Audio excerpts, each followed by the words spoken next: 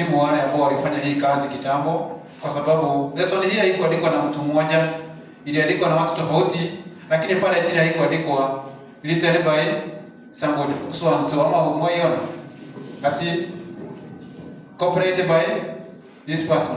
Wapo hiyo wamepata na moja kama hiyo. Na hao watu ambao waliweza kusaidiwa katika kufanya hii kazi, hakika walifanya kazi ambayo ni ya kipekee sana. Na kwa hivyo hii fundisho ambayo tuko nalo sio langu. Kwa hivyo tutapatana sisi wote tuekipishane mmoja na mwingine. Kwa hivyo mahali utasikia kama pengine nitatoka nje ya mwalimu ama pengine baba wetu angetaka kufundisha wakati ule, na hata siku ya leo ningetaka wewe uweze kurekebisha ili tuweze kusaidiana mmoja na mwingine na tuweze kukua. Baba wetu pata sifa. Kwa jina langu naitwa Mwangi Ihura. Hiyo ndio jina yangu. Ama babake Mombi, hiyo ni jina langu pia, watu huwa wananiita na hiyo. Nimesikia pastor akisema kwamba mlikuwa chini, lakini sasa hivi nikiangalia naona kwamba mmeweza kuchangamka. Na najua sio kwa sababu yenu, ni kwa sababu ya Bwana. Ningetaka kila mtu aweze kusikia kwamba roho yake imeinuka, hata kama pengine kuna changamoto ya kimaisha, ningetaka ukue na nguvu. Nisomee kitabu kimoja, kitabu cha Petro wa kwanza. Wakorintho wa kwanza 4. Nisome hiyo andiko alafu niweze kuendelea wa pili 4. Ili wakati utakapokuwa umekaa hapo upate nguvu, uache mambo hiyo ingine na uweze kuelewa ya kwamba hata wale ambao walikuwa hapo awali walikuwa wanapitia mambo inakaa hivyo. Petro wa kwanza 4, mstari huo ambao nitakupea mstari wa 7 teremka pale hadi wa 8 na 9. Inasema lakini tuna hazina hii katika vyombo vya udongo. Yes. Ili adhama kuu ya uwezo iwe ya Elohim, wala si sisi kutoka kwetu. Yes. Tumeamua ya kwamba fika pale kwanza. Ati katika miili yetu ambayo ni ya udongo tumewekwa hazina ambayo ni ya dhamana sana. Yaani kitu ambacho ni cha dhamana sana kiko ndani yako. Na hivyo shetani kila wakati ambapo anapokuona kuna hiyo kitu ambacho ni cha dhamana ndani yako, huwa anafanya bidii sana akupige chenga kujipata ya kwamba ameweza kunyang'anya kile ambacho uko nacho katika hazina hiyo. Na kwa hivyo hebu teremka pale chini tusikie vile anafanyanga ili aweze kunyang'anya kile ambacho kiko katika moyo wako. Mstari wa 8. Pande zote twadhihikika, bali hatusongwi. Yes. Twaona shaka, bali hatukati tamaa. Yes, tunaambiwa kwamba pande zote tunasukumwa, every side. Sio pande tu ya maisha hii, pengine ya kiroho, hadi maisha ambayo ni ya kawaida, kwa tunajipaka tunafanya nini? Tunasogwa pande hii na pande hii nyingine. Kama umesimama vizuri katika imani, unasikia kuna mambo mengine yanafanya nini? Inaporwa na huko ili iweze kukutoa nini? Nguvu. Baba utapata sifa. Na ndiposa hapo tunapaka pale chini tusikie mstari huo wa 9. Wa 9 ndiye. Pande zote twadhihikika, bali hatusongwi. Yes. Tunaona shaka, bali hatukati tamaa. Yes, tunasikia Paulo akisema kwamba pande zote walikuwa wanadhikiwa. Yaani wanapigwa, wanasongwa, lakini hawaishi na nini? Na nguvu. Baba utapata sifa. Hebu soma kwa kweli mwenye amefika hapo, alafu unaweza kwenda kwa lesson. Ili ukijipata katika hali ya kusongwa, ujue kuna kile ambacho ni hazina ambayo ni ya maana sana katika moyo wako, ambao inatafutwa na yule muovu akunyang'anye. Kitabu cha Wakorintho wa pili 4 mstari huo wa 9. Tuzikatagwo no tutiganĩirio. Kũrũmwo nĩ tũrũndagwo na tũtininwo biũ. Asante. Kwa hivyo utakuwa ukijipata katika sehemu tofauti. Nimesema ya kwamba sio ya kiroho peke yake, bali hata maisha hii utakuwa ukisikia kwamba umesongwa na mambo na sio imekuwa mazito. Na kama iki hivyo Paulo alikuwa anasema ya kwamba hawako wameachili, hata kama walikuwa wamesongwa hivyo. Baba utapata sifa. Haleluya. Yes. Tuweze kwenda katika fundisho nikiwakumbusha ambao tuliokuwa nao wakati wa Sabato ni ya kwamba tulikuwa tunasoma mambo inayohusu nini? Maombi. Si ni kweli? Tulisoma mambo ya nini? Ya maombi. Ilikuwa inasemaje heading yenyewe? Yes. The everyday prayer life. Yaani hali ya kila siku ya nini? Ya kuwa katika hali ya maombi. Nani aliweza kusikia hiyo lesson? Sisi wote tunaweza kusikia wale ambao walikuwa mbali na wale ambao walikuwa hapa waliweza kufanya nini? Kusikia. Lakini nani aliweza kufanya hivyo wenye tulikuwa tumeshuhudishwa? Nani aliweza kutekeleza? Maana kusoma ni kitu tofauti na kutekeleza. Baba Kui, najua wewe ulikuwa online. Ulisoma? Na natumai ya kwamba wakati unaweza kusikia ya kwamba everyday prayer life unafaa ukae na nini? Na hiyo. Au ile itashakuwa ngao. Kuna swali ambalo nilikuwa nakaribia la mwisho. Tukaambiwa kwamba kuna faida ya kukaa hivyo ukiwa everyday uko katika nini? Maombi. Tukaambiwa kwamba utaweza kusurubisha moyo wa nini? Moyo wako. Hiyo kitabu cha Wagalatia 2 tasoma hiyo swali peke yake alafu tuweze kuenda kumalizia kitabu hicho cha Wagalatia 2 mstari wa 20 nasomea pale niende kwa lesson ya siku ya leo.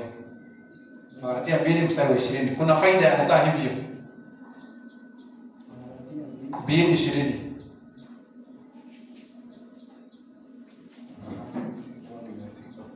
Okay. Ndio ni moyo leo gaga. Yuga nanya maneno na Mesia muti iguru no ndiki. Nago moro na naguo leo. Kama na jigwale kugaha 2:20 inasema ati nimesulubiwa pamoja na Masihi, lakini ni hai, wala si mimi tena, bali ni Masihi uhai ndani yangu. Na uhai nilio nao sasa katika mwili ninao katika imani ya mwana wa Elohim ambaye alinipenda akajitoa nafsi yake kwa ajili yangu. Yes. Kwa hivyo hali ya kuwa uko katika hali ya maombi kila wakati itakusaidia kusulubisha nini? Mwili ambao uko nao. Na anasema ya kwamba hata wakati umesulubisha mwili wako, sasa sio wewe tena uko uhai nani? Ni Masihi kwa uhai ndani ya nani? Ndani yetu. Ndio shakone ngao. Sasa hiyo haitawezekana, ndio tulifundisha na lesson ya last time, kama utakuwa kila wakati uko kwa nini? Kwa maombi. Baba utapata sifa. Nejo yuko ndirauga ati ni gokure ati unafaa kuwa uko kwa maombi kila wakati ili shetani asiweze kupata nafasi na aweze kukuweka chini. Najua ni mengi ambayo mtu huwa anapitia, lakini hayo mambo yote tumesikia kwamba unaangushangwa lakini umalizwi. Lesson ya siku ya leo inasema hivi: they that are messiahs have crucified the flesh. Si ndio tumemaliza nayo? Wale ambao ni wa Masihi wamefanya nini? Wamesulubisha mwili wao. Ndio yule namanya kwamba mwili wako ni kugate.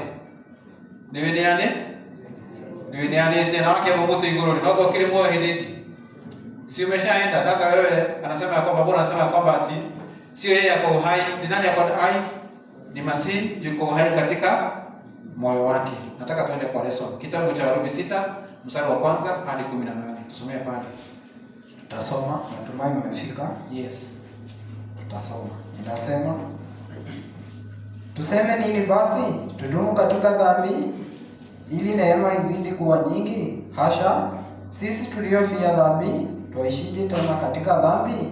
Amfahamu ya kuwa sisi zote tuliobatizwa katika Masihi Yeshua tulibatizwa katika mauti yake. Basi tulizikwa pamoja naye kwa njia ya ubatizo katika mauti yake, kusudi kama Masihi alivyofufuka katika wafu kwa njia ya utukufu wa Baba, vivyo hivyo na sisi tuenende katika upya wa uzima.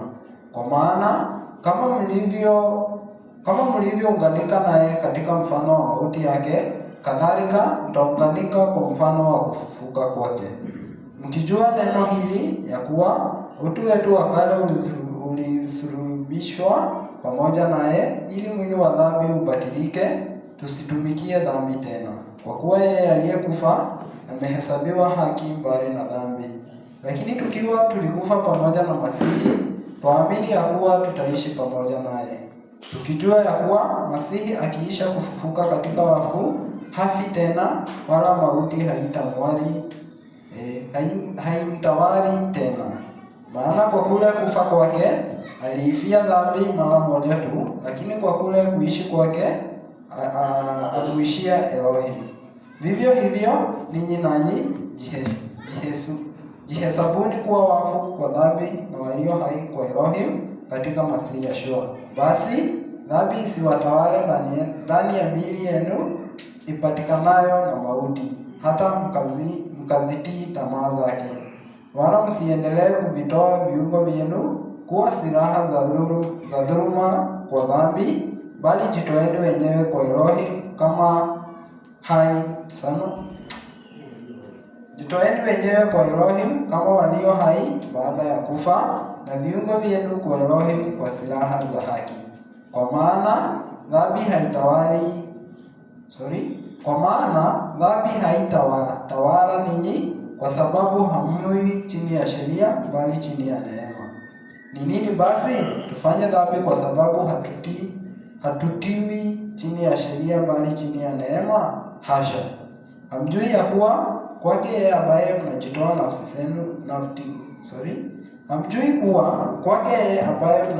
nafsi zenu kuwa watumwa wake katika kumtii, mmekuwa watumwa wake yule mnayemtii, kwamba ni utumishi wa dhambi uletao mauti, au kwamba ni utumishi wa utii uletao haki. Lakini Elohim na ashukuriwe, kwa maana mlikuwa watumwa wa dhambi, lakini mlitii kwa mioyo yenu, ili neema ya elimu ambayo mliwekwa chini yake, na mlipokwisha kuwekwa huru bali na dhambi, mkawa watumwa wa haki. Asante. Najua tumeweza kupatana sisi wote. Mwangi, tuko pamoja? Tumesikia kwamba wakati, na hiyo basi ya mwisho nataka kuanza nayo. Being then made free from sin, you became the servants of righteousness.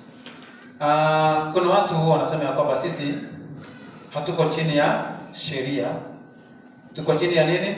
Ya neema. Lakini tunasikia kwamba hapo ikisema ya kwamba ati ukiwa ushafanywa ya kwamba hakuna dhambi, mmekuwa watumwa wa nini? Wa utakatifu. Acha nisome kwa Kiingereza tena. Being then made free from sin, you became servants of righteousness. Ni hayo kahau. Mwale kio kwa mwehera lio mehiyale. Mugate kwa mosi yake. Siama undu mareme. Ini mundu ria ngomo na koro ruguro wa. Ngomo ne kona ruguro wa fulani. Yes, kwa hivyo hata saa hii hatuwasema ya kwamba kwa sababu sheria zilisema ya kwamba tuko chini ya sheria, it's like umeambiwa huko katika sheria, lakini kuna mahali kwingine unafaa utumikie. Leto shoko negalo. Na kwa hivyo sisi ambao tumeitwa na tukaweza kuzaliwa tena kwa maji, sasa kuna sheria nyingine ambayo tunafaa tutumikie, ambayo ni ya neema. Leto shoko negalo. Sasa neema ndio tulikuwa tunahubiriwa kule Ruiru wakati mwingine. Tukaambiwa kwamba mtu ambaye anaongozwa na neema ya Bwana anafaa kuwa ni mtu ambaye katika tabia zake, sikuji kukwambia fanya hivi, lakini wewe pia unafika pale na unapima, naona ya kwamba hapa sifai kufanya nini kupitia ile chochote negalo. Yes, kama ni kuongea, mnaongea na mtu fulani, kama mnaongea ni kijana anaongea na mvulana, wanafaa waongee hata kama wanafurahia sana. Kuna mahali mfai fanya nini kufika. Usiende to the extent ya kwamba sasa umeanza kufanya nini? Kufanya dhambi na mdomo yako. Kama ni hali ya kukaa na kuvaa, msichana na kijana ama na mvulana, anafaa angalie amevaa kiasi kipi. Na tukapewa mfano tukua Ruiru. Ati ya kwamba hakuna utaratibu atumewekwa na kanisa hili ya kwamba mwanamke anafaa kuvaa kwa imefika pale chini. Hapana. Lakini katika neema ambayo umepewa na Baba wetu, kama wewe ni uko chini ya sheria ya neema, sasa basi unafaa ukue unaongozwa na hiyo jambo, linakwambia kwamba hii njia sio mzuri, hii njia ni mzuri. Ile shoko negalo. That's how we are free from the law, but we are the grace. Nitaona hau leo tutoke hala haki huko kutaigwa tereni na urone kwa jambo la kubatizwa. Ni jambo pengine huwa tunachukua wale ambao pengine hawajabatizwa, ama pengine wale ambao wamebatizwa pia wanaweza kuchukua hili jambo kama ni jambo rahisi, lakini ni jambo ambalo ni la maana sana. Na sehemu nyingine huwa hata watu nimesikia, sijaienda Rwanda kwa Kagame, inasemekana hata maji ya Rwanda hawezi enda kuiguza bila ruhusa. Huku tunaendaga tu tunasema mto imejaa, hata hakuna mtu tunaomba ruhusa. Unaenda wapi? Kwa mto. Kule Rwanda ni lazima muombe nini? Ruhusa. Kama vile tukienda kuhubiri tunasemanga tuombe license, tuombe barua. Huko lazima ufanye aje? Hivyo. Na huko tunachukulia nini? Ukipata maji mahali, you can do anything with that particular water, lakini huko kuna nini? Kuna sheria. Lakini najua kuna wakati utakapokuja pengine zitawekewa sheria aina hiyo na sheria na serikali itakayokuweko. Sasa tuko hapa, nataka tusome andiko liko katika hiyo tumesoma 6 mstari wa 3. Mstari wa 3 unasoma, yes, mfahamu ya kuwa sisi zote tulibatizwa katika Masihi Yeshua. Yes. Tulibatizwa katika mauti yake. Yes. Teremka. Wa 4, basi tulizikwa pamoja naye kwa njia ya ubatizo katika mauti yake. Yes, mstari wa 12. 12. Basi dhambi isitawale ndani ya miili yenu, yes, ipatikanayo na mauti, hata mkazitii tamaa zake. Kwa hivyo tunaweza kuambiwa ya kwamba wakati mtu aliweza kubatizwa akafananishwa na nini? Na kifo chake nani? Na akavuka pamoja na nini? Na kama tukaambiwa kwamba kama vile yeye Masihi aliweza kukufa akaibuka kutoka kifo akiwa na uhai mpya na mwili mpya, hivyo hata sisi tunafaa tuenende katika upya wa uzima. Katika mienendo yetu inafaa ijae katika njia ya kwenda katika nini? Upya wa nini? Unatembea katika mambo mapya, sio yale ulikuwa unatembea nayo hapo awali. Nataka nishike vizuri. Ukienenda katika tabia zako, ujue unatembea vipi, kama unatembea katika upya wa nini? Wa uzima. Tukaambiwa kwamba let not sin therefore reign in your mortal body. Sasa tukaambiwa kwamba usikubali dhambi itawale katika maisha nini? Ama mwili wako.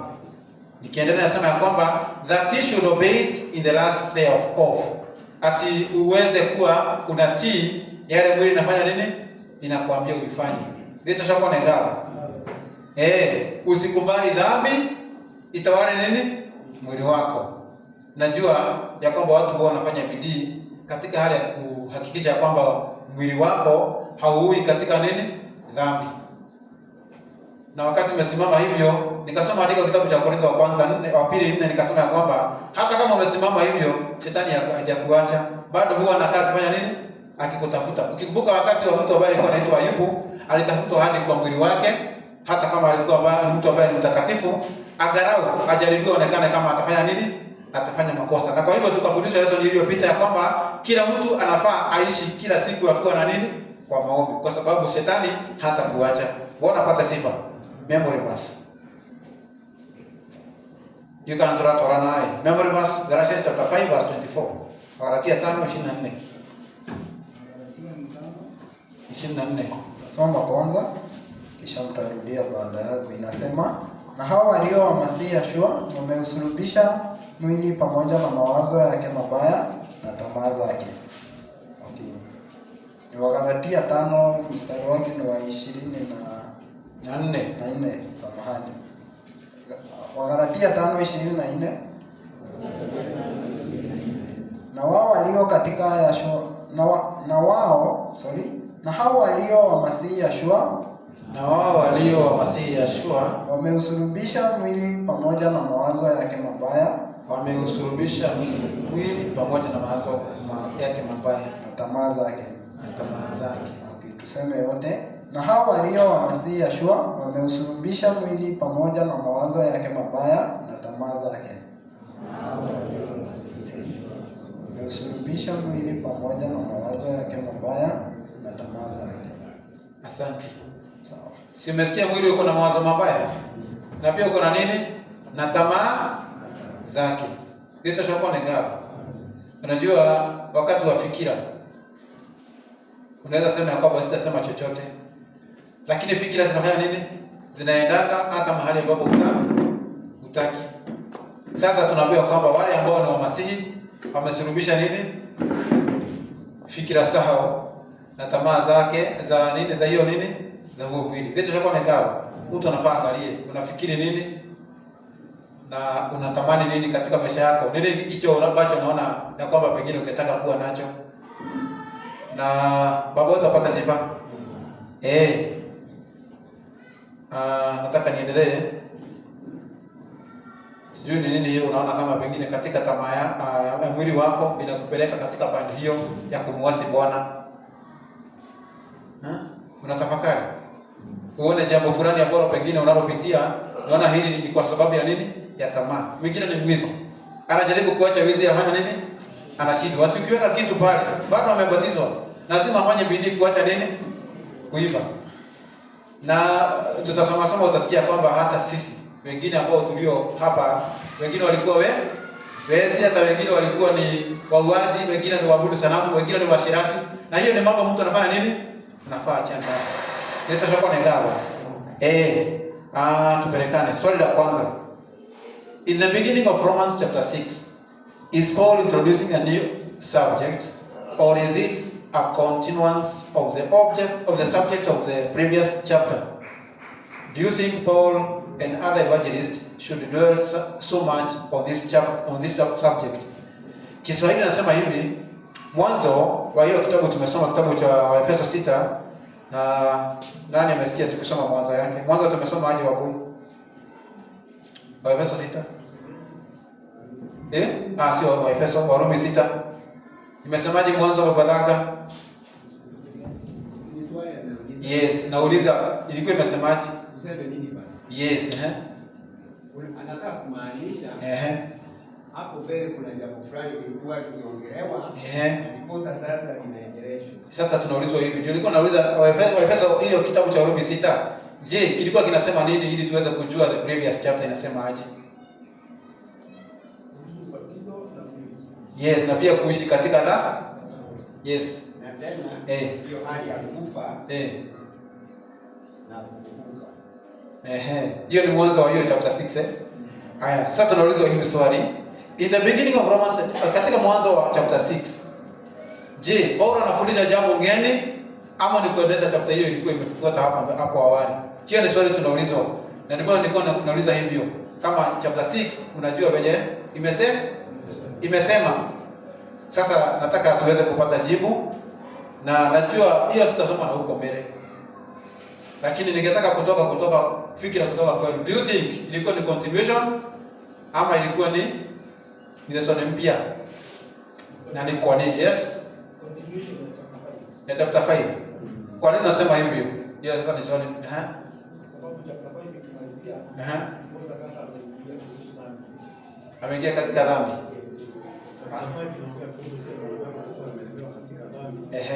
Na kama nasema kwamba chapter 5 ilikuwa inaongea kuhusu vile mwanadamu alikuwa amelewa katika dhambi, kwa sababu ya Masihi akaokolewa kutokana na ile dhambi. Kwa hivyo mwanadamu angekitoa kutoka ule mtego wa mwanadamu, ule mwili wa Adamu ulikuwa ambao umekuwa na damu na dhambi. Lakini sasa tumeokolewa kwa sababu ya Masihi Yeshua. Haya maneno yote ambayo umeyasema ni ukweli, na pia nikiongeza haya ni ya kwamba kitabu cha Warumi 5 kinaongea vile tulikuwa chini ya sheria, na sasa kwa wakati huu tuko chini ya nini? Ya sheria. Na tukaonyesha ya kwamba hapo ukisoma kitabu cha Warumi 5 utasikia akisema ya kwamba Masihi mwenyewe alijitoa kwa sababu ya dhambi za ulimwengu, na sio dhambi ya mtu mmoja peke yake, bali ya ulimwengu nini? Mzima. Na akasema ya kwamba hakujitoa kwa sababu ati ya kwamba ulimwengu walikuwa wazuri sana. Alijitoa kwa sababu ya vile aliweza kupenda ulimwengu, na ya kwamba tulikuwa watu ambao ni wenye dhambi. Na sasa akiendelea hapo akasema ya kwamba sheria sisi tuko chini ya sheria. Na wacha nisome mstari mmoja ili tuweze kwenda katika hiyo sehemu nyingine ili tuweze kupelekana vizuri. Kitabu cha Warumi hiyo 5 uweze kusikia maneno ambayo pengine nayataja pale. Warumi 5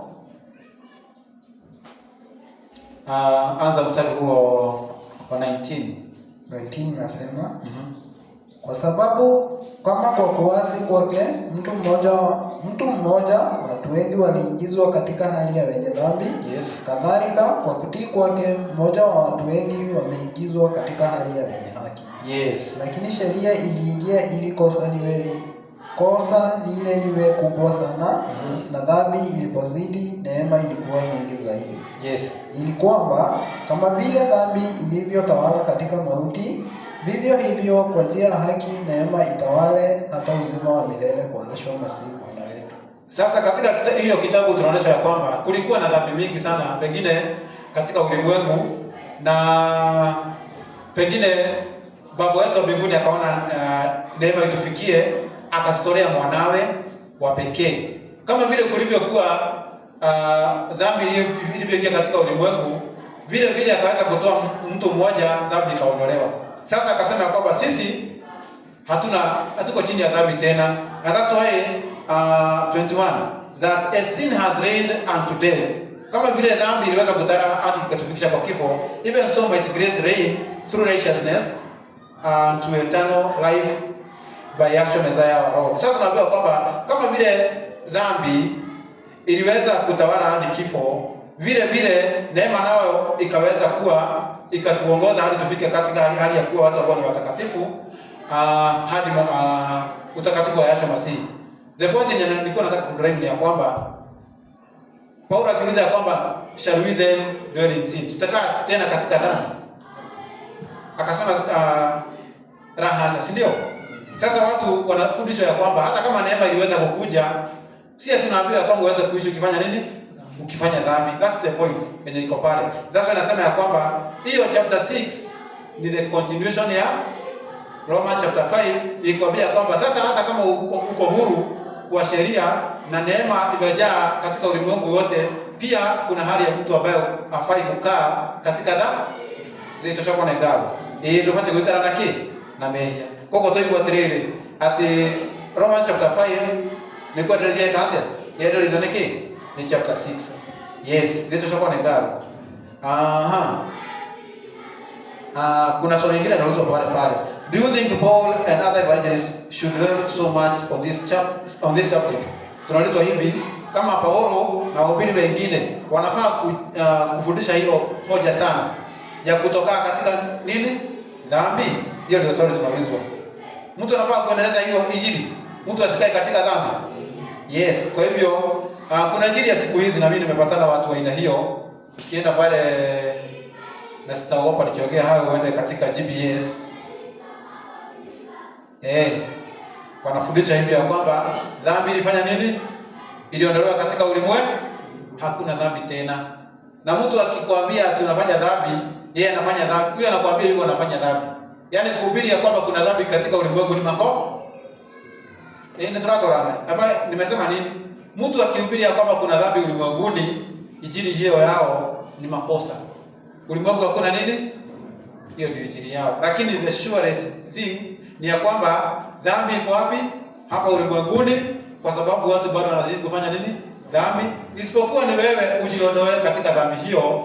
Ndiposa tukaambiwa kwamba Paulo na wahubiri wengine wanafaa kuhubiri ya kwamba dhambi haifai kutendwa na yoyote. Mbona wakati kukameja. Kama hicho shaka na kazo.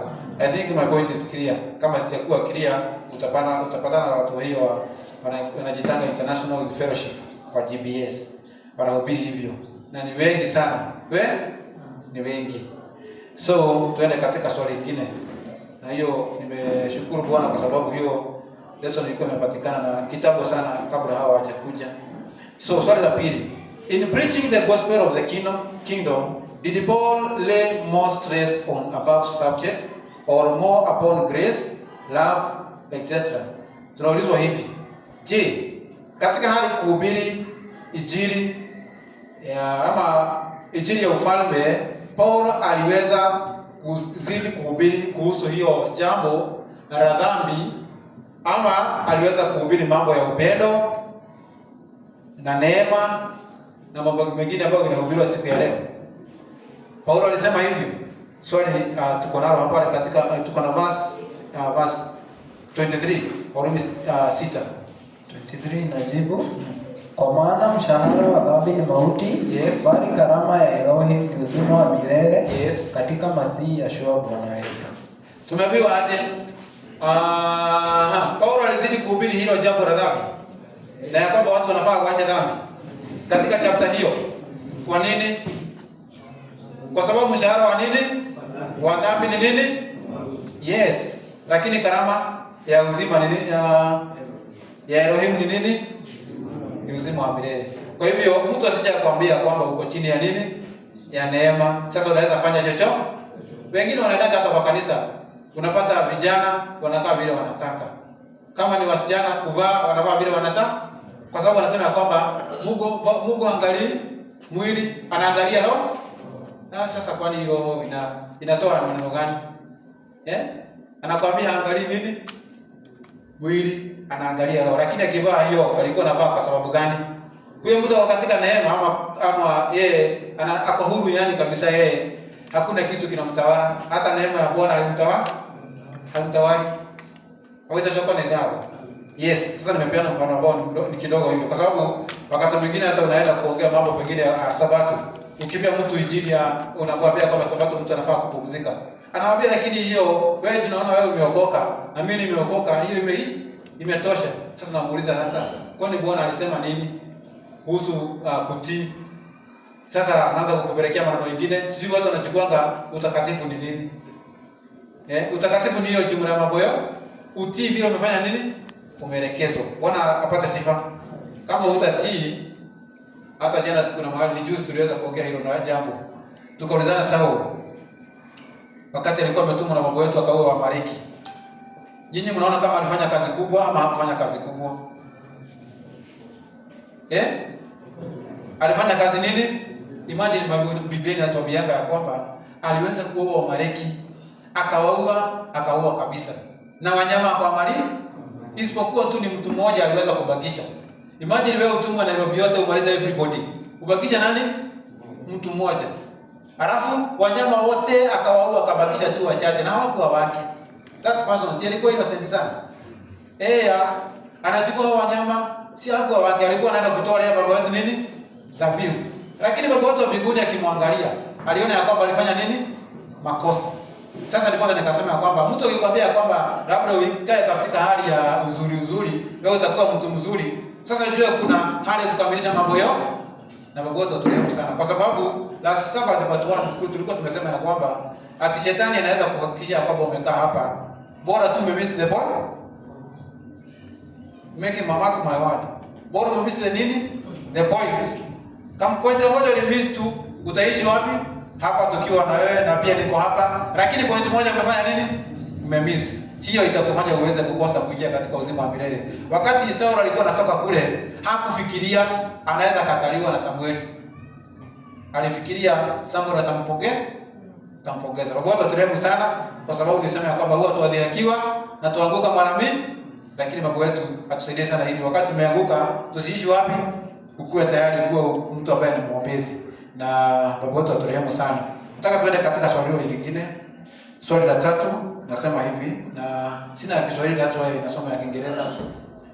Just what do you think is meant by the title of this lesson?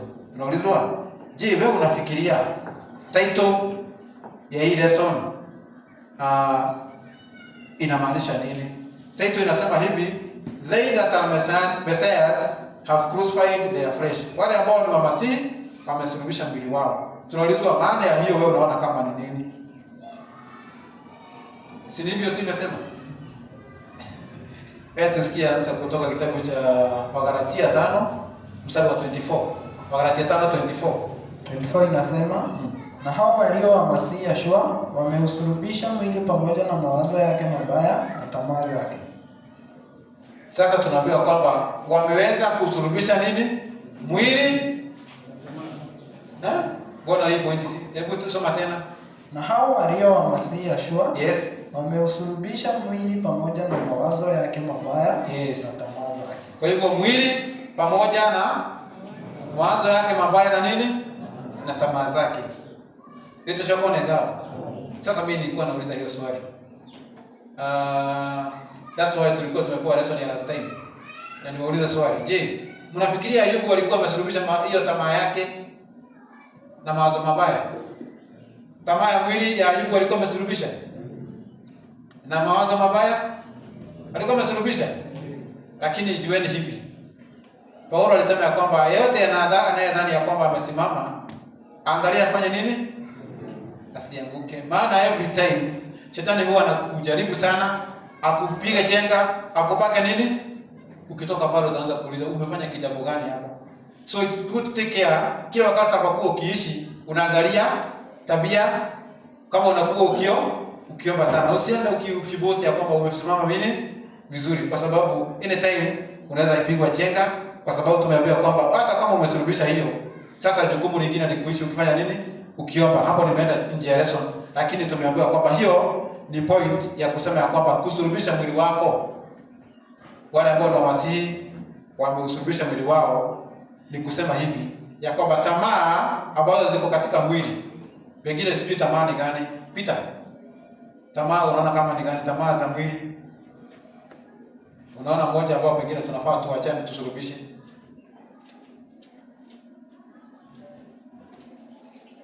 Jina tamaa ni very expand, ni wengi sana. Yes. Kwa Kiingereza? Oh, another scripture. Oh, niendelee kidogo. Colossians 3 verse 5 and 9. Verse 5 to 9. 5 to 9. Inasema, basi vivisheni viungo vyenu vilivyo katika nchi. Yes. Uasherati, yes. Uchafu, tamaa mbaya, mawazo mabaya, na kutamani, yes. Ndiyo ibada ya sanamu. Kwa ajili ya mambo hayo huja ghadhabu ya Elohim. Yes. Katika hayo ninyi nanyi mlitembea zamani mlipoishi katika hayo. Lakini sasa yawekeni mbali nanyi haya yote: hasira na ghadhabu na uovu na matukano na matusi vinywani mwenu. Msiambiane uongo, kwa kuwa mmevua kabisa utu wa kale pamoja na matendo yake. Asante. Tumeweza kupewa examples za mambo ambayo tunafaa tufanya nini. Hiyo ni examples. Bado kuna mingi in the list. Na tumepewa mfano, pengine acha tusome kidogo. Ni vizuri kukua detail wakati tunasoma mambo kama hiyo, kwa sababu mtu akienda akijiuliza moja kwa moja. Ni Wakolosai hiyo 3 mstari wa 5 inasema hivi. Na sasa tukiuliza na maswali. 3 mstari wa 5 inasema hivi: Mortify therefore your members which are upon the earth. Tuwe na wakati ambao kuua kitu kikiwa kimekufa kina uhai tena. Hata ukiweka kwa moto si akiwezi stuka. Tunaambiwa hivi. Na mambo hayo tunaambiwa ni haya. Fornication si ile tabia ya vijana kuchukua besti yake, wanasema wakae naye pengine usiku moja. Mambo kama hiyo ni fornication na ukiendelea utasikia kwamba hata tulisoma somo ambayo ilikuwa imepita, ilikuwa ina kitabu cha Efeso 5 ya kwamba mambo haya hata asitajwe katikati yetu. Kwa hivyo wakati unasikia kwamba unahitaji wakati mko na mwenzako, sasa unaibua ile hisia ambazo zilikuwa zimefanya nini? Zimekufa. Unafaa avoid very much ya kwamba wakati unapokuwa mkiongea, chunga mdomo yako ikiwa inaongea maneno mazuri. Usiende kusisimua hali ya mwenzako ambao alikuwa amefanya nini? Ameifisha hali yake. Kwa hivyo fornication haifai kutajwa, hali na uchafu wowote. Sasa uchafu tukisema oral cleanness, sasa sijui utachukua uchafu tukisema nini? Sio uchafu pengine wa mwili wa kuoga mwili. Usiangalie venye nimesimama hivi, pengine hivyo. Lakini unafaa uangalie ile njia unajichafua nayo. Na kuna ndugu ambaye alikuwa anaitwa Mgeni, na siku hizi sijamuona, nimeongea naye kwa muda mrefu. Alikuwa anatuambia hivi, kama sio yeye, sijui ni nani. Alikuwa anatuambia ni jamaa mwingine wa kule Githurai.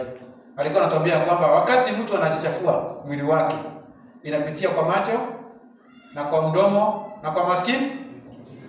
Kile unachoona sana kinafanya mwili wako ukuwe msafi ama ukuwe mchafu. Kile utakapokuwa ukiongea na mwenzako, imagine tumepatana na jamaa anaitwa Jogona hapa. Nianze kumwambia neno la Bwana vile linakaa, tuhubiriane, aniambie na hapa sioni jekie naka vizuri hivi, ananisomea maandiko. Tukiachana, kuna mtu anaweza kuwa mchafu mahali. Lakini tukianza kuongea mambo yetu pengine ile ambayo mnajua inachafua watu, si ataenda akijiuliza hata nimesema maneno gani, si ndio? So the best thing ya kuhakikisha kwamba umekuwa sio mchafu ni maintain kile unachoona na kile unafanya nini? Unasikia na kile unachofanya nini? Unachoongea. Mwili wako unachafunganga hivyo. So uchafu wote tuweze kuondoa katika jinsi hiyo. Niende katika hiyo sehemu nyingine. Inordinate affection ni ile hali ya kutamani kitu fulani na njia ambayo ni ya juu sana. Yaani unatamani kitu kwa njia pengine sijui nitaelezea aje, lakini inaona sijui Kiswahili imeita aje, lakini that is the way. Pia hiyo inachafua mtu na sina mfano mzuri nitawapea. Hivyo soma kwa Kiswahili hapo. Hiyo mstari wa 5 sehemu ya 3. Yes. Mstari wa 5. Hiyo wa 5 utasoma sehemu hapo ni hiyo ya 3. Soma. Mawazo mabaya na kutamani ndiyo ibada ya sanamu. Okay. Sasa tunapewa kwamba mawazo nini? Mabaya na kutamani ambao ni nini? Ibada sana. Kutamani sasa ni ile ambayo unajua tu. Unaona kitu ya mtu fulani, unafikiria afadhali ingekuwa ya kama nikiangalia studies ziko hapa, naona kuna simu 3 hapa. Kuna mtu ataona ya kwamba hii inaona kuliko ile. Sasa naanza kusema kutamani sana ikiwe nini? Na finally anaweza fanya nini? Anaweza ichukua. Sasa hapo kuna kuwaga na controversy. Kutamani na kuadmire. Kuadmire ni ya kwamba niko jamaa ako na item, mwingine ako na Vivo, mwingine ako na Samsung, mwingine mimi naona kama yako haioni vizuri. Si unaambia mbona nakupea hiyo inakaa hivi. Lakini sio gani? Sio hiyo. Hiyo lazima tukua admire. So hiyo sio baya, lakini tuendelee. Hiyo ni mzuri. Tunasikia kwamba mambo hayo inafanya ghadhabu ya Baba wetu fikie nini? Watu wa ulimwengu huu. Utafikiwa na ghadhabu wakati utakapokuwa umekaa hivyo. Na nataka niweze kuondoka hapo kwa sababu tumeweza kusikia mfano na swali la tatu lilikuwa linauliza hivi. Just what do you think is meant by the title of this lesson? Tumesikia title inamaanisha aje? Tusurubishe tamaa na mawazo mabaya. Na hiyo tukapewa mfano. List ya mambo ni mengi sana ambayo tunafaa tuachane na nini nayo, lakini nimewaambia kwamba wakati uko chini ya neema utaweza kuchagua yale ambayo ni mazuri na yale ambayo ni mabaya. Maana sitaweza kuwa nikuandikie kila wakati usiibe, utasukia mahali pengine umejipata ya kwamba hapa si kama nimeiba. Si kama nimefanya nini? Nimeiba. Yaani uko nusu nimeiba ama sijaiba. Lakini kama uko na neema sitajua kwamba outright hii si nini? Ini kuiba anaona tu unaachana nayo. Gezo hapo na ngara. Hivyo. Mwingine anasemaga kwamba hata akikuta tu kesi hajaniona mimi nikiiba. Kwa hivyo. So angalieni hivyo tutawala na tuongozwe na neema. Swali la 4. According to Romans chapter 6 verse 3 and 4, what does baptism signify? Tukielekezwa na kitabu cha Warumi 6 mstari wa 3 na 4, ubatizo unasimamia nini? Warumi 6 mstari wa 3 na alafu usome huo mwingine mwanani 3 na 4. Amfahamu ya kuwa sisi zote tuliobatizwa katika Masihi Yeshua tulibatizwa katika mauti yake, basi tulizikwa pamoja naye kwa njia ya ubatizo katika mauti yake, kusudi kama Masihi alivyofufuka katika wafu kwa njia ya utukufu wa Baba, vivyo hivyo na sisi tuenende katika upya wa uzima. Sasa nataka jawabu. Je, ubatizo unasimamia nini? Nyabura. Wakati roho mariraki. Nyabura huyu macho nne.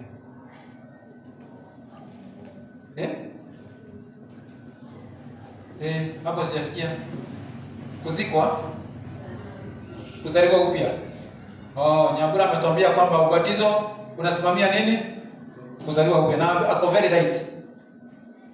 Wakati mtu ameweza kubatizwa, anakaa kama mtu amefanya nini? Amezaliwa upya, aenende katika upya wa nini? Wa uzima. Ile tabia ulikuwa unaenda nayo hapo mbeleni, unafanya nini? Unaacha. Lakini katika hiyo basi tumesoma hapo, tumeonyeshwa ya kwamba inashikilia ama ina symbolize hali ya kukufa na kufufuka pamoja na nani? Na Masihi. Kwa hivyo vile Masihi aliweza kukufa akafufuka, vile wewe ukienda katika maji ukitoka huko, sasa kutoka hapo unafaa uende katika upya wa nini? Wa uzima. Kitu cha kwanza ngara. So that's the way. Ubatizo unasimamia mambo hayo. Upya wa uzima, hiyo ndio nilikuwa nataka uandaeni vizuri. Udhira mtolereke wa moyo mwero. Na ndio ndio kama batizito marafu ndio roho inatoka waki. Sijui kama walibatizwa hawakuenda katika upya wa uzima ama mwangi. wakati ulibatizwa kutoka wakati huo ulikuwa umekuwa ukienda katika upya uzima ama hiyo sasa hatufai kukufundisha tena?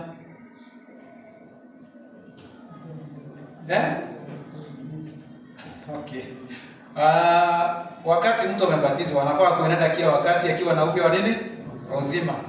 Na tunafundishwa hata siku ya leo wale ambao wamebatizwa. Reason being, wakati mwingine unajipatanga na pengine hujakaa kama vile baba wetu wakitaka.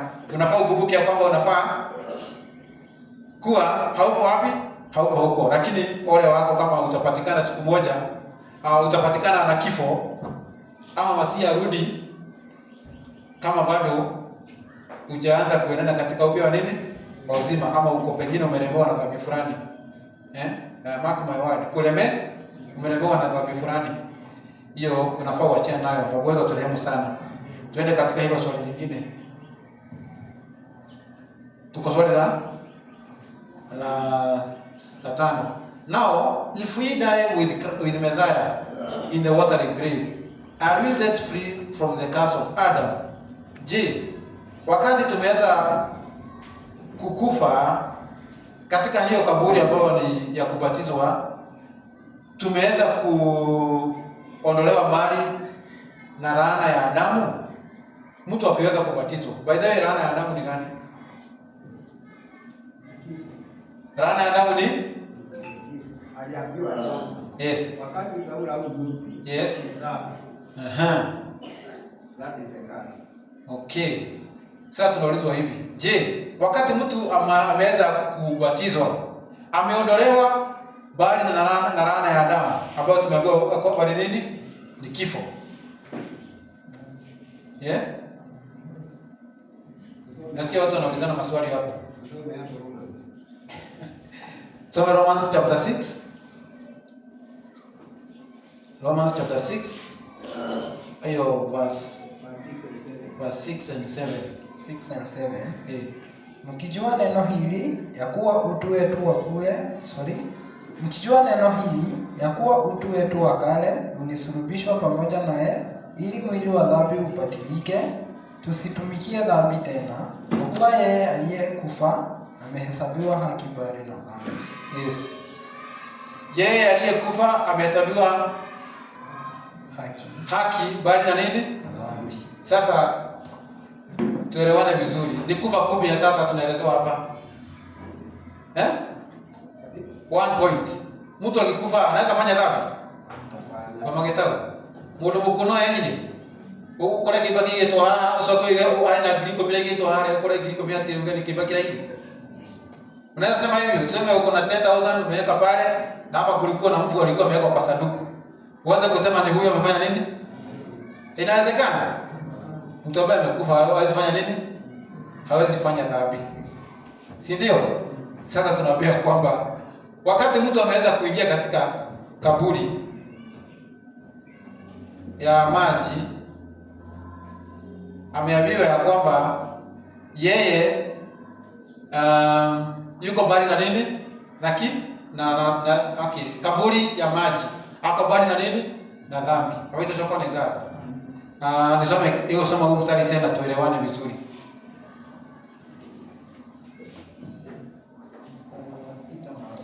Yes. Mkijua neno hili ya kuwa utu wetu wa kale ulisulubishwa pamoja naye, ili mwili wa dhambi ubatilike, tusitumikie dhambi tena. Kwa kuwa yeye aliyekufa amehesabiwa haki bali na dhambi. Yes. Sasa kitu ambacho tunachoambiwa pale ni ya kwamba wakati mtu ameweza kubatizwa, sasa anahesabiwa kwamba yeye hayuko katika dhambi tena, na tunajua ya kwamba laana ya mtu ambaye alikuwa anaitwa Adamu ni ya nini? Ni ya kifo. Yeyote atakayekuwa akifanya dhambi atajipata katika kifo. Ndio tunakuwa gawa. Sasa wakati umeweza kusulubishwa na ukakubali kusulubisha mwili wako na tamaa zake, wewe katika hali ya kifo ambayo tunatajua hapa, hakitafanya nini? Hakitakupata. Na tukiongea haya nataka tuelewane vizuri. Yule ambaye ni mtakatifu sana, kama Masihi atarudi, kama Masihi hatarudi saa hii, ukikufa saa hii, si ati kwamba hauko mtakatifu. Mtoto rana. Kwa hivyo hata wale ambao ni watakatifu wanajipata katika laana ile ilikuwa nani? ya damu. Lakini wakati wa kurudi kwa Mwokozi, hata kama utakuwa pengine umekufa, utakuwa umehesabiwa kwamba wewe haujakufa, lakini uko hai. Haujachoka na damu. Utahesabiwa uko hai. Maana Masihi akirudi atakuita, utafanya nini? Utafufuliwa. Kwa hivyo yule ambaye amebatizwa ameondolewa bali na laana ya nani? Ya Adamu. Yule kwa tatu nini hani tatorora noi. But I think I'm clear. Yule ambaye ameweza kubatizwa anajipatia tiketi nyingine ya kuwa ya kwamba yeye ameondolewa bali na laana ya Adamu. Kitu zinapeleka tukusoka. Wazito na tunaenda kugodo. Yes, acha tupewe kitu. Microphone pewa kitu hapa.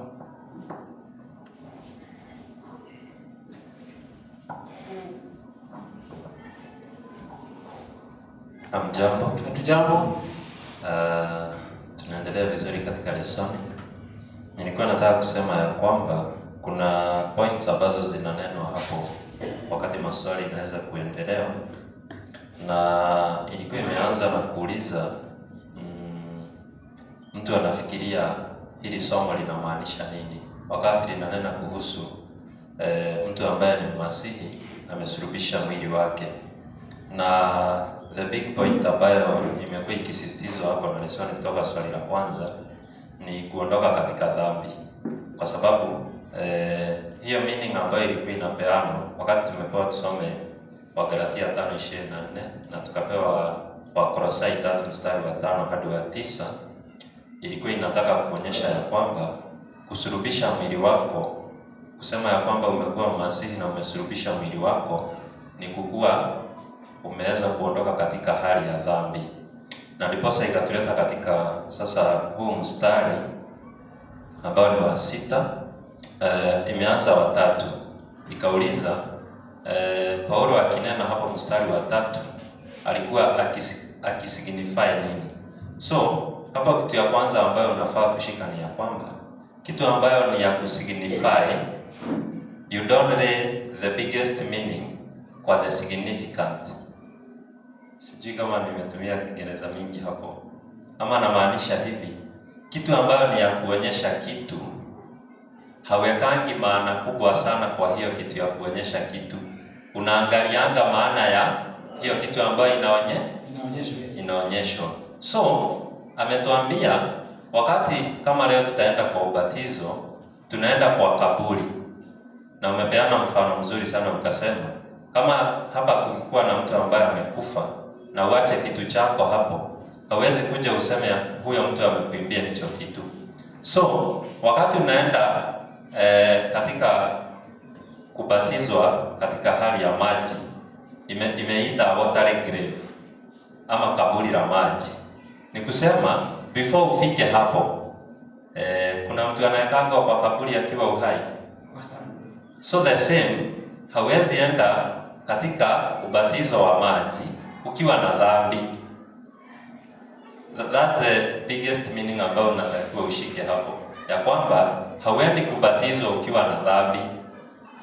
Lazima ukuwe umekufa, ndiposa upelekwe sasa katika kaburi, uzikwe, ndiposa sasa uweze kuinuka tena ukiwa mtu mwingine. Ndiposa inasema ina signify kitu. So ukienda kwa grave ukiwa uhai, utakubali kuzikwa? Hapana. Ukifanya mfano wa leo, usikia kwamba umeenda mazishi yangu, alafu wakati kunaendelea pale uone jeneza limeweza kugongwa na ule mtu ametoka hapo, kuna mtu atasimama hapo? Kwa nini? Hizo zinakuwa ni news, si ndio? So pia na mtu katika hali yake ya maisha ya kiroho, ukipelekwa kwa kaburi ukiwa uhai, nikisema hivyo nasema ukipelekwa kwa ubatizo wa maji, kwa sababu ubatizo hauishii pale. Na ndiposa ukiangalia lesoni haisemi sana kuhusu a complete baptism. Hapa imekwambia ukipelekwa kwa kaburi la maji, kwa sababu ubatizo hauishii hapo. Kwa sababu ukisoma ni John ama ni Matthew 3 inakwambia kubatizika utakuwa umezaliwa kwa maji na kwa roho. Kwa hivyo ukipelekwa kwa kaburi la maji, ili hali hauko umekufa, umesignify ile kitu ilikuwa inafaa kukuwa signified. So hapo ndipo unaangalia sana. Bwana wabariki. Amen. But pia point very strong. Kwa hivyo I don't expect mtu ambaye anaweza kubatizwa. Kuna watu wanasema kwamba ati atafanya dhambi, alafu kabla hajafanya nini? Hajabatizwa. Ama mwingine anamuuliza kwa nini hujabatizwa? Anasema ya kwamba mimi siwezi batizwa kwa sababu unajua ukibatizwa hauwezi batizwa mara ya pili. Kwa hivyo mtu anakuambia aje, kuna kitu anafanya nini? Anafanya. Naye brother wetu ametuonesha kwamba sasa yule ambaye anafaa kubatizwa ni yule ambaye ameacha nini? Ameacha dhambi. Na hiyo ni a very strong point.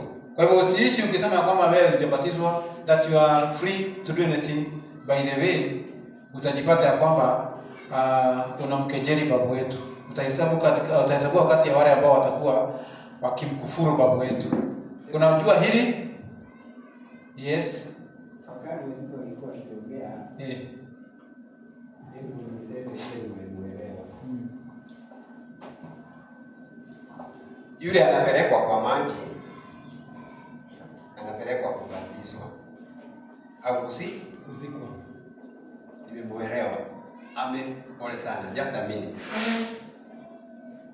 Ni kitu gani huwa mtu ndiposa aonekane kwa Elohim ni mwenye amekufa? Ni dhambi. Kumaanisha hivyo wajito wamesema ni ndivyo ilivyo. Yule anapelekwa kwa kaburi, ameuliwa na dhambi. Na hizo dhambi ndizo Yeshua alibeba zikampeleka kwa kaburi. Kupitia Elohim na nguvu zake Elohim, Yeshua akafufu. Kwa hivyo nilikuwa nataka kusema kwa ufupi, yoyote anaenda kubatizwa na yoyote amebatizwa, hilo jambo la kubatizwa hupatikana sababu mtu amekubali yeye ni mwenye dhambi. Kumaanisha mimi nimeuliwa na dhambi. Na siwezi nikaishi nikiwa nimeuliwa na dhambi, na ninataka kumuishia Elohim. Ndiposa kuna hiyo ufufuo na mtu kukaa katika upya wa uzima. Alafu basi hapo tuelewe zaidi vile alikuwa anataka kumaanisha. Ya kwamba huwezi ukapelekwa kwa kaburi ukiwa hai. Na ndiposa hata ukipelekwa kwa kaburi na hujatubu dhambi, hujaachana na dhambi, hujakufa, dhambi asija kuua ili ukubali Masihi akufue, utaendelea kutenda dhambi. Okay, mimi najua mmeelewa hizo points. Nataka tuende katika swali lingine. Time is not on the side. Na nitaruka. Do you think the suffering of the flesh mentioned in 1 Peter chapter 4:1 and 2 refers to physical pain? Tunaulizwa katika mnafikiria maneno ambayo imetajwa katika Petro wa kwanza 4 mstari wa kwanza na wa pili ikiguzia kujipata katika shida, inaongea mambo ya shida ya mwili huu. Hebu tusome hapo Petro wa kwanza 4 mstari wa kwanza na wa pili. Basi kwa kuwa Masihi aliteswa katika mwili wake, ninyi nanyi jivikeni silaha ya nia ile ile, kwa maana yeye aliyeteswa katika mwili ameachana na dhambi. Tangu sasa msiendelee kuishi katika tamaa za wanadamu, bali katika mapenzi ya Elohim, wakati wenu uliobaki wa kukaa hapa duniani. Tulikuwa tunaulizwa hivi, do you think suffering of the flesh mentioned in 1 Peter chapter 4 was 1 and 2 inaongea kuhusu physical pain? Na tumeambia kwamba rudia hii mstari tena, nimepotelewa kidogo. Kuna point iko hapa ninataka tushike.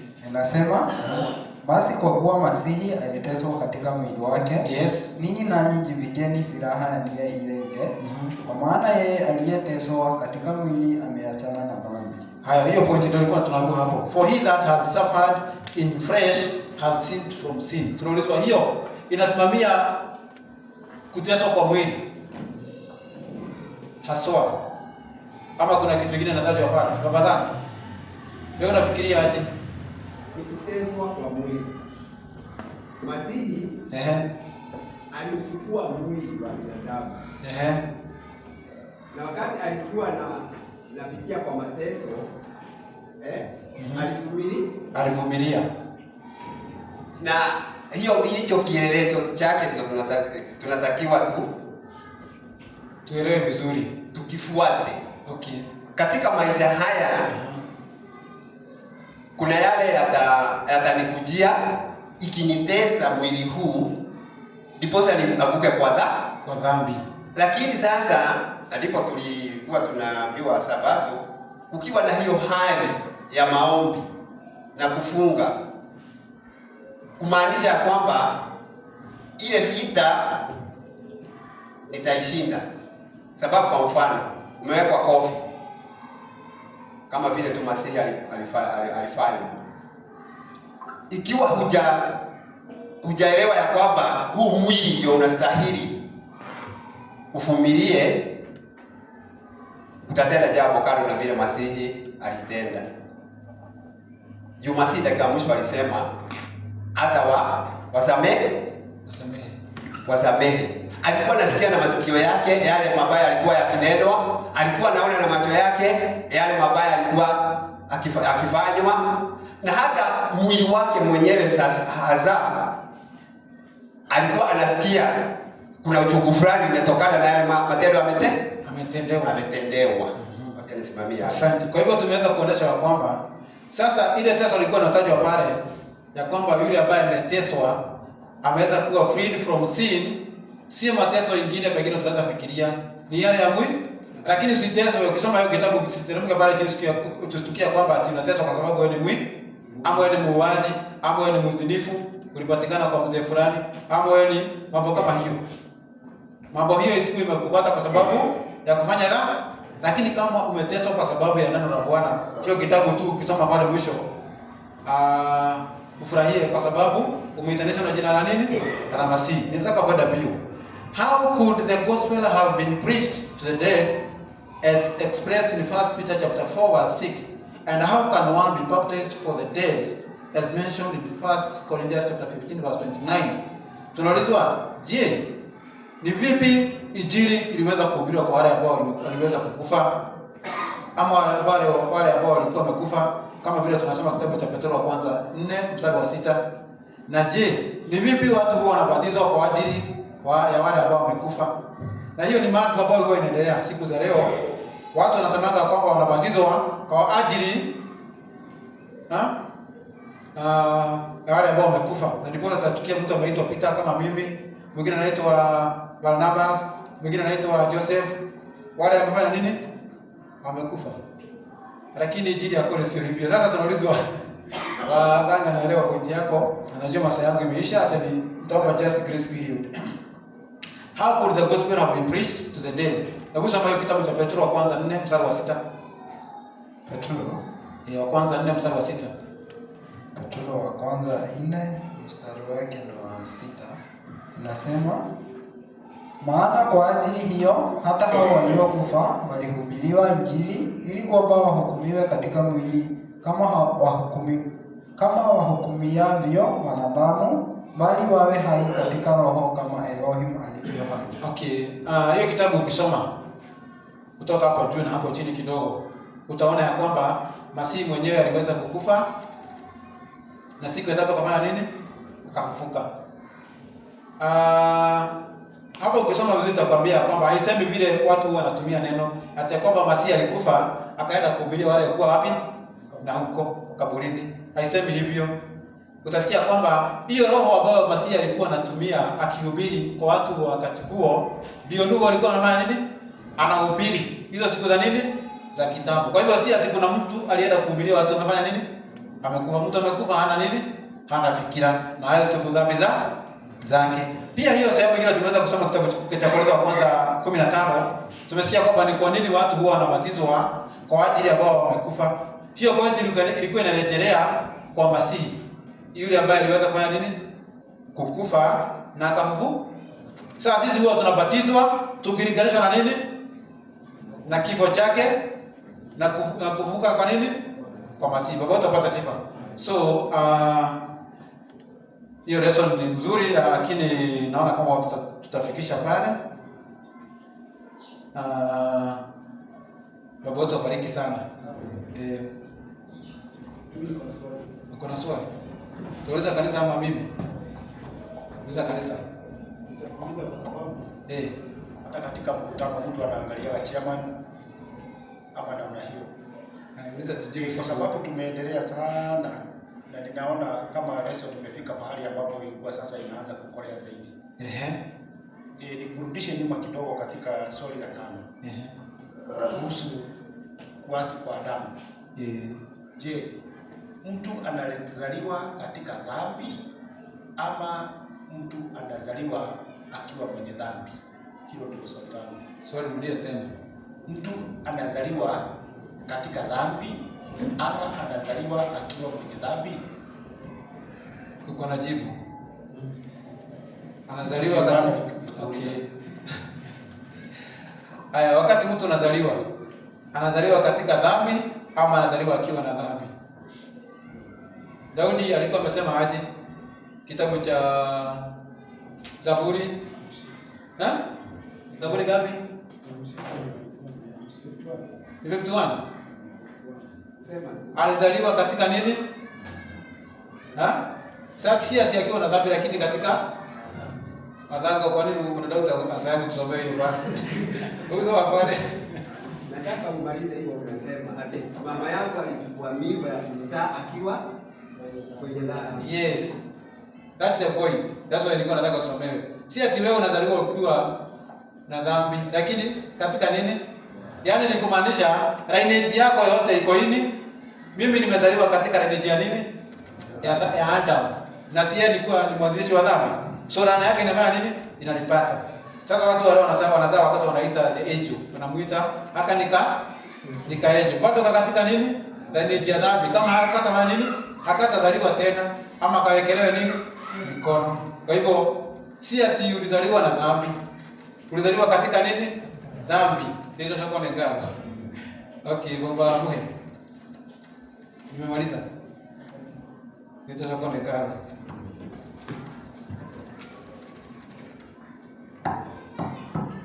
Ni asante msomaji wa lesson. Ni kwako sasa ujijue kama umesulubisha mwili na kuacha dhambi. Hivyo watu waache dhambi. Na kama vile tumefahamishwa kwamba mtu ambaye anapelekwa katika ubatizo yule ameacha dhambi. Hivyo kama ulibatizwa kwa njia nyingine yoyote, sio kuacha dhambi, ujue kwamba unafaa urudiwe. Pita. Kama ulibatizwa kwa hoja lingine lolote, kwa sababu pengine ile jambo liko mbele yako, ujue kwamba ulibatizwa, hukuacha dhambi, ungali na dhambi zako.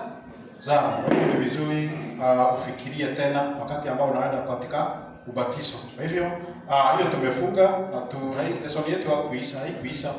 Kwa hivyo ni vizuri kwenda kama vile baba Muhia anasema kwamba tumeifungia mahali ambao unahitajika sana. Wende usome hiyo lesson mpaka mwisho. Ujue hali yako na ujifahamu zaidi. Asante sana kwa mwalimu wetu na tunaendelea. Nataka tufikishe lesson yetu hapo na tuwe na wakati wa kutoa sadaka zetu. Alafu hatutatoka nje. Mimi nataka kwamba tusongee kidogo. Sasa tutoke kabisa, lakini hatutakaa sana. Pengine tutaenda mpaka saa 8 ambayo imebakisha dakika pengine 45. Kwa hivyo naomba kwamba watu wavumilie sana. Si ndio? Kariuki. Watu wavumilie kidogo, watu wakasekase kama kidogo. Alafu najua kwamba kuna wakati mzuri ambao utatoka nje.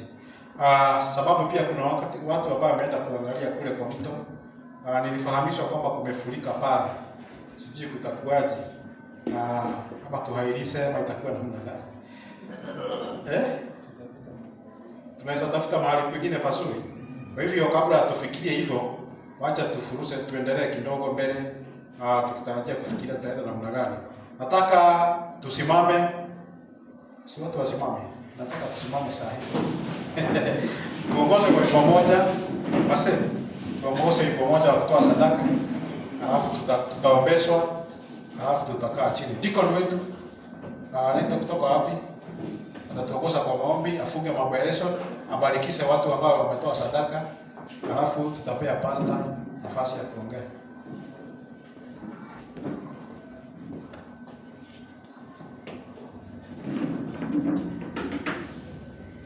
Wimbo hili ndio wimbo. Kwa sadaka.